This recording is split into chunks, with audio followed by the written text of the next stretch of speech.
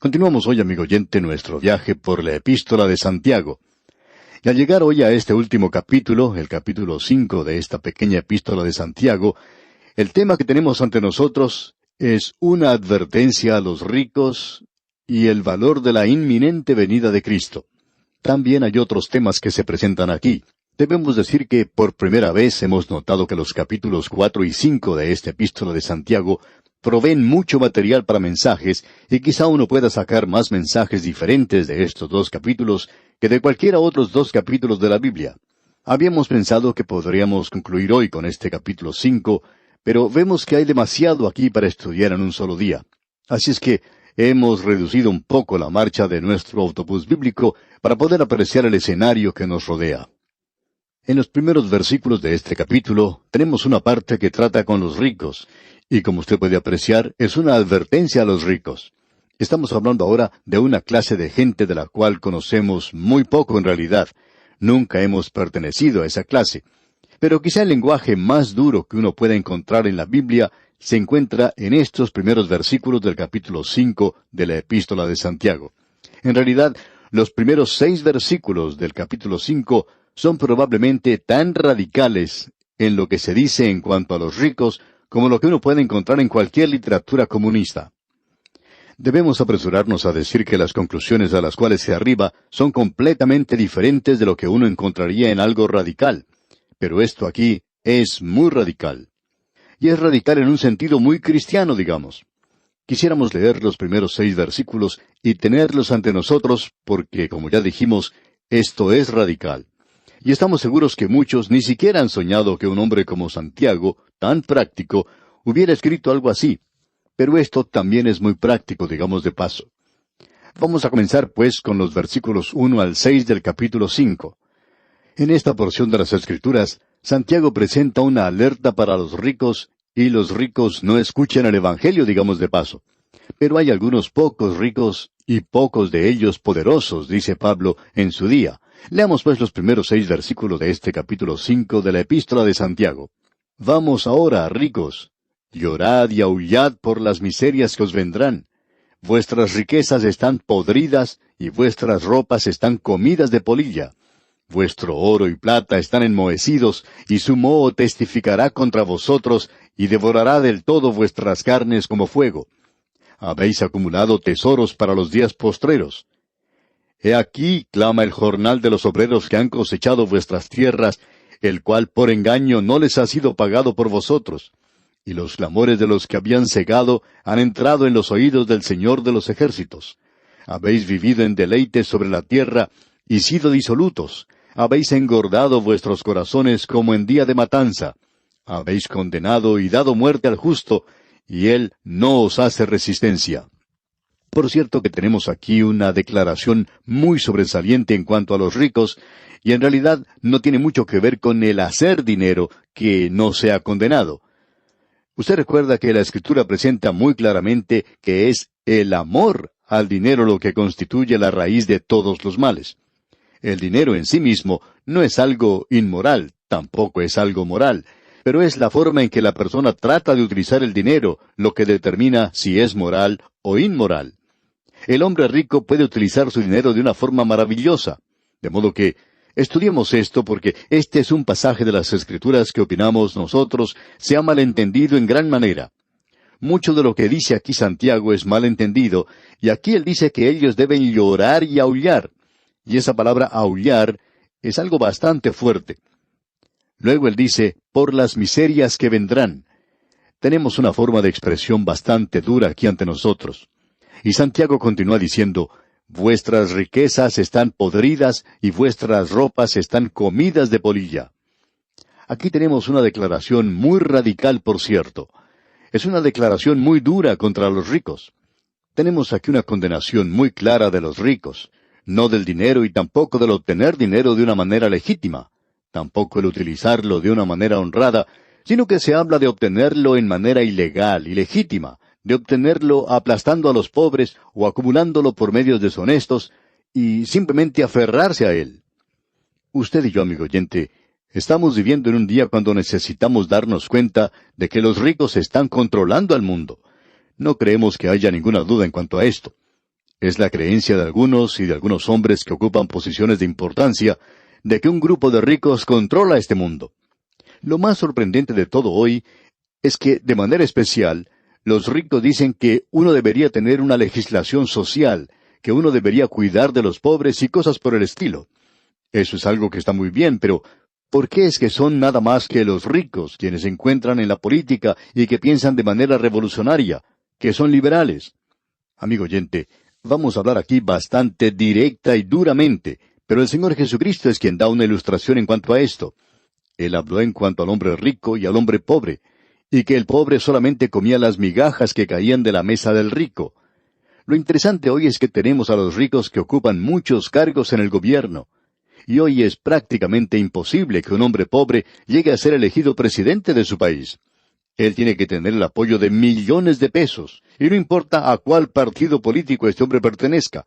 Es necesario gastar millones de pesos para poder ocupar un cargo presidencial en el presente. Podríamos mencionar aquí a dos hombres que se destacaron en el pasado por la cantidad de dinero que lograron acumular. Estos hombres eran millonarios, y sin embargo, eran muy infelices. Estamos seguros que usted ha escuchado sus nombres, y uno de ellos era Paul Getty, de quien se decía que era el hombre más rico de todo el mundo. Sin embargo, en su vida este hombre padeció muchas cosas. Por ejemplo, su hijo cometió aparentemente suicidio. No sabemos exactamente lo que ocurrió, pero se informa que fue un suicidio. ¿Puede usted imaginarse a uno de los hombres más ricos del mundo suicidándose? ¿Qué fue lo que sucedió? ¿Acaso se le acabó el dinero? Ahora, el nieto de él fue raptado, de modo que no podemos pensar que esta gente pueda ser muy feliz. Por supuesto, el otro hombre que tenemos en mente es Howard Hughes. Usted habrá leído en cuanto a la forma en que este hombre murió. Él viajaba de lugar a lugar, siempre tratando de esconderse de los demás, y por supuesto viviendo una clase de vida muy infeliz. Y luego él falleció encontrándose en una condición extrema completamente. Y luego se cuenta historias en cuanto a un grupo de millonarios que se reunió hace unos cuantos años. No vamos a mencionar nombres ni la historia nuevamente aquí, pero estos se reunieron y cada uno de esos hombres murieron arruinados. Varios de ellos se suicidaron. Estamos viviendo en días cuando el dinero ha llegado a ser nuestro Dios. Hace varios años atrás, una revista informativa publicó varias páginas hablando de que todo el mundo estaba hambriento de dinero. ¿Y qué cuadro el que se presentaba allí? Permítanos presentar a continuación una cita de lo que escribió un escritor canadiense, y al leer lo que él dice, uno pensaría que este hombre hubiera estado leyendo este libro de Santiago, o que Santiago mismo hubiera escrito esto, no en los años pasados, sino probablemente en este mismo año, ya que está muy al día en cuanto a los ricos se refiere. Este hombre habla, o mejor escribe, en cuanto a la gente de dinero, y permítame que citemos algo que opinamos es muy pertinente. Escuche usted. ¿Quién es el líder? ¿A dónde vamos? ¿Y por qué? Esto es lo más aproximado que puedo expresar en cuanto al sentir subconsciente de la civilización occidental. Viajando a través de Europa, hablando con la gente, parece uno oír, es decir, estas preguntas se repiten una y otra vez. Por todas partes parece existir, tanto en nuestro país como en los demás, un sentido de aprehensión, lo económico, lo político, lo militar, la dirección, el propósito y el liderato. Todo ha sido puesto en la duda. Es como un barco en el medio del océano sin capitán. Nadie sabe si se está dirigiendo hacia Londres, hacia Nueva York o hacia Buenos Aires. Parece no existir una razón en particular para elegir un destino. Podríamos quizá agradecer a la ciencia y a la tecnología por todo esto, de habernos dado el conocimiento que antes se daba solamente a Dios. Ha roto ese velo que cubría esos misterios venerados. Lo que nosotros pensábamos era vida y belleza, se ha convertido en un ídolo nada más. La fe se ha convertido en ciencia. El amor ha llegado a ser sexo. El propósito ha llegado a ser incertidumbre. Cuando nosotros creíamos que Dios hizo a Adán y Eva, y que Él le dijo a Noé que construyera el arca, y que Él había ordenado el trueno y los relámpagos, y cuando nosotros creíamos que el cielo se encontraba en algún lugar cerca de la luna, entonces creíamos en un universo lleno de orden, con un propósito inteligente, conociendo que ese universo estaba ordenado y que nosotros éramos los súbditos del Gran Padre y que todas las partes del universo tenían un propósito, y nosotros, como una parte, también teníamos nuestro propósito. La gente no expresa esos pensamientos en palabras, pero creemos que es lo que está en sus mentes. Creemos que los disturbios de los estudiantes y de aquellos contra los cuales se ha discriminado no son motivados por justicias divinas, sino por el descontento que se levanta de las ruinas de una fe destruida y de ideales caídos. Le podríamos dar a ellos todo lo que quisieran y aún así ellos pensarían que quieren más. Y cuando nosotros pensamos que les hemos dado todo, van a terminar desilusionados completamente. Debe haber autoridad, debe haber orden. Puede ser que el mundo se esté dirigiendo a una era de dictadores, de grandes líderes que pueden presentar una imagen paterna, para que la población pueda asirse de algo a lo cual puedan acreditarle sabiduría y fortaleza. Existe una clase de gente en todas las clases que hasta el presente merecían nuestra compasión. Estos eran los negociantes, aquellas personas que hacen dinero con el único propósito de hacer dinero. Yo pensaba de ellos, continuó este escritor, como pobre gente, porque el amasar millones nos parecía tan inteligente como el amontonar grandes montañas de piedras, porque más allá de cierta cantidad de dinero, por cierto que los millones adicionales deberían ser tal cual las rocas, ya no sirven para nada. Pero existe un elemento que no había previsto. El elemento es la ganancia. No importa cuánto avance la ciencia, no puede cambiar las leyes naturales. Las leyes económicas son tan inmutables como las leyes físicas. Por tanto, es lógico que estos hombres que hacen dinero cierren sus ojos al caos que crea la ciencia, con el conocimiento seguro de que las reglas de su ganancia nunca cambiarán. Con todos sus sentidos afinados a los sucesos que vienen, él permanece alerta a los cambios en las tendencias políticas y sociales, y usando toda su sabiduría, él continuará jugando contra el mundo de la economía y continuará obteniendo su satisfacción, sus sonrisas, no del dinero en sí mismo, sino de la satisfacción de la ganancia. Así es que aquellos que han tenido pérdida ya han puesto detrás de ellos todas esas nociones que hubieran podido tener de idealistas, de románticos y sentimentales, como reinaron majestuosamente en los días del rey Arturo. Para ellos el mundo, no importa cuánto cambie, siempre permanecerá igual. Ellos continuarán en sus actividades como los antiguos dioses del Olimpo, divirtiéndose serenamente, inmunes al estruendo que causa la caída de la antigua psicología, completamente separados de los deseos humanos, tan patéticamente expresados por los escritores de esta generación. Y hasta aquí este artículo que escribió este escritor canadiense. Y esta es una generación, amigo oyente, que ha creado un arte vil, una literatura vil y cosas por el estilo. Y ese escritor que acabamos de citar sabe eso. Y detrás de todo esto, usted y yo estamos viviendo en una edad que está siendo manipulada por esta gente que quiere hacer dinero. No sabemos cómo se hace todo esto, porque nosotros no estamos dentro de ese círculo. Y es sorprendente, amigo oyente, que Santiago, hace más de 2000 años, pudiera dirigirse directamente a nosotros como si él estuviera viviendo con nosotros hoy. Escuchemos ahora lo que nos dice en el versículo 3 de este capítulo 5 de su epístola. Vuestro oro y plata están enmohecidos, y su moho testificará contra vosotros, y devorará del todo vuestras carnes como fuego. Habéis acumulado tesoros para los días postreros. Ahora, lo que Santiago está diciendo aquí no es que el hacer dinero sea malo, sino la acumulación de él. Y aquí se condena el abuso de las riquezas, utilizarlo de una manera mala y equivocada, y la condenación de los ricos que tienen una gran cuenta bancaria en los días postreros, un saldo muy grande cuando el Señor venga, y eso será un pecado. Tememos, amigo oyente, que habrá unos cuantos creyentes hoy que van a sentirse avergonzados del saldo que tienen en el banco y lo que han dejado en sus ahorros cuando el Señor venga y los saque de este mundo. Nosotros estamos viviendo en un día cuando el dinero ha llegado a ser un poder, una potencia en el mundo. Y hoy, como ha dicho Santiago, quiere decir que hemos llegado a un lugar donde los pobres no tienen nada que hacer. Usted recuerda que David se dio cuenta de esto.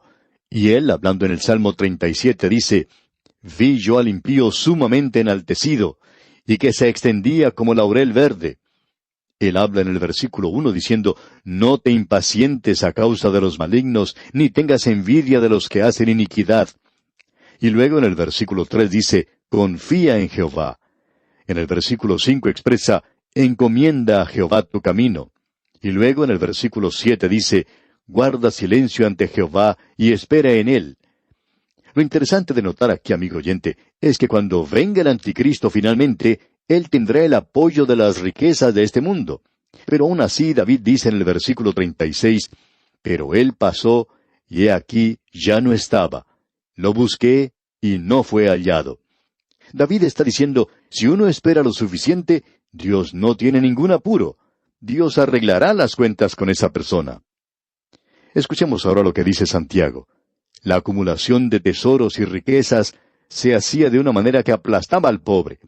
Y en el versículo 4 de este capítulo 5 leemos, He aquí clama el jornal de los obreros que han cosechado vuestras tierras, el cual por engaño no les ha sido pagado por vosotros. Y los clamores de los que habían cegado han entrado en los oídos del Señor de los ejércitos. Dios escuchó el clamor del pobre, y el rico tendrá que responder por eso algún día. Y también los sindicatos laborales ricos tendrán que hacer lo mismo. No importa dónde se encuentren sus riquezas, solo Dios será capaz de tratar con ellos. Y luego en el versículo 5 leemos, Habéis vivido en deleite sobre la tierra y sido disolutos. Habéis engordado vuestros corazones como en día de matanza. Usted puede apreciar, amigo oyente, que los ricos hoy son liberales. ¿Por qué son liberales? Porque eso quiere decir que unas pocas migajas caerán de su mesa. Pero son solo migajas, recuerde eso. Y los pobres pueden tener eso. Ellos le ponen a usted en el seguro social. Ellos quieren que los pobres sean cuidados, pero al mismo tiempo cobran impuestos a los demás. Ellos no son los que pagan esas cuentas. Ellos solo quieren vivir en el placer. Y ahora en el versículo 6 de este capítulo 5 de Santiago leemos, Habéis condenado y dado muerte al justo, y él no os hace resistencia. Dios no está actuando en juicio contra ellos, y esa es una de las cosas más sorprendentes en cuanto a esto. Ahora, ¿qué es lo que el pueblo de Dios puede hacer en días como estos? Bueno, esa es una pregunta práctica, y vamos a responderla, Dios mediante, en nuestro próximo programa. Mientras tanto, le sugerimos, amigo oyente, que lea el resto de este muy interesante capítulo 5 de la Epístola de Santiago para estar al tanto de lo que diremos en nuestro próximo estudio al continuar con esta epístola de tanta trascendencia. Que el Señor le bendiga es nuestra más ferviente oración.